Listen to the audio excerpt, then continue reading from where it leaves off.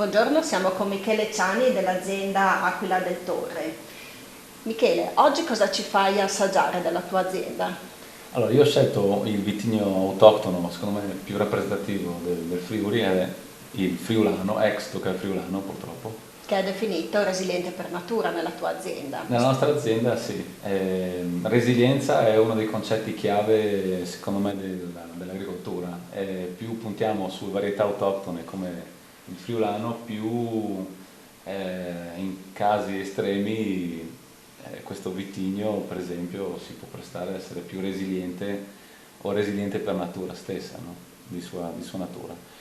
Questa resilienza è data anche dalla zona di coltivazione e dai trattamenti della tua azienda. Sì, noi abbiamo un'azienda che si trova a Savognano del Torre, un'azienda a fondo unico dove le zone più alte di collina e dove abbiamo questi terrazzamenti sono le zone più vocate. Prevalentemente ci sono delle zone esposte a sud, sud e ovest piantate a friulano, e il friulano è un vitigno che dà parecchio lavoro perché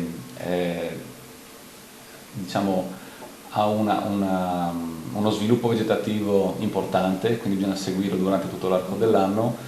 Anche la potatura di solito è uno dei vitigni più duri da potare durante l'inverno, però dà grande soddisfazione nel senso che dà un prodotto secondo me che è un grandissimo lettore del territorio.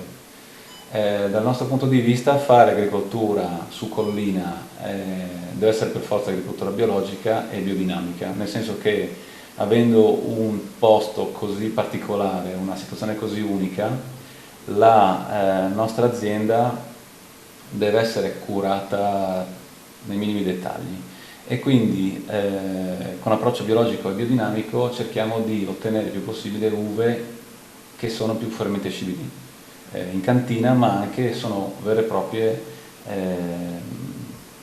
diciamo, espressioni del territorio di origine. Il friulano si presta in pieno, tant'è vero che in cantina abbiamo scelto di utilizzare i contenitori più neutri possibili, tant'è vero che sul friulano utilizziamo soltanto contenitori in legno di più passaggi e vasche in cemento. Per far sì che il nostro friulano sia insomma, riconoscibile il più possibile e un po' diverso rispetto a quello che è l'idea classica di friulano, la raccolta viene fatta a mano, la pressatura viene fatta a grappolo intero, non c'è macerazione delle bucce, le fermentazioni vengono svolte con lieviti indigeni, ma la malolattica viene fatta svolta in maniera spontanea.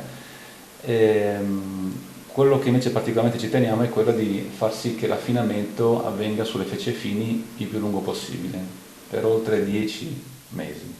In modo che si conservi in modo più naturale possibile. Il fatto appunto è che più manteniamo le fece fini in sospensione all'interno del vino, maggiore è la conservabilità nella vasca in cantina e le fece fini diventano un vero e proprio conservante naturale, antiossidante e danno anche secondo me quella finezza che secondo me il friulano dovrebbe avere di suo, nel senso che esistono tipologie di friulano in cui c'è l'alcolicità più presente piuttosto che la mandorla che è la sua caratteristica principale, un po' più larga, un po' più seduta. Dal nostro punto di vista fare un friulano in alta collina a Savognano del Torre con questa caratteristica microclimatica deve essere un friulano con una mandorla fine, con l'alcol presente ma ben incorporato e dove la mineralità e l'eleganza sono la chiave di lettura.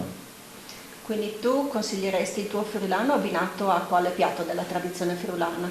Beh, secondo me è un classico il toccare friulano con il prosciutto di San Daniele, ma dall'altra parte secondo me per la finezza che ha anche piatti a base vegetale, nel senso che c'è questa cucina diciamo nuova, un po' più di ricette vegetariane con anche degli apporti di spezie curiosi, interessanti che si possono prestare molto bene con un friulano un po' più fine e un po' più elegante. Ecco. Bene, non mancheremo allora di assaggiare il tuo friulano insieme al piatto tipico, ma anche faremo qualche esperimento culinario. Grazie Michele. Bene, grazie.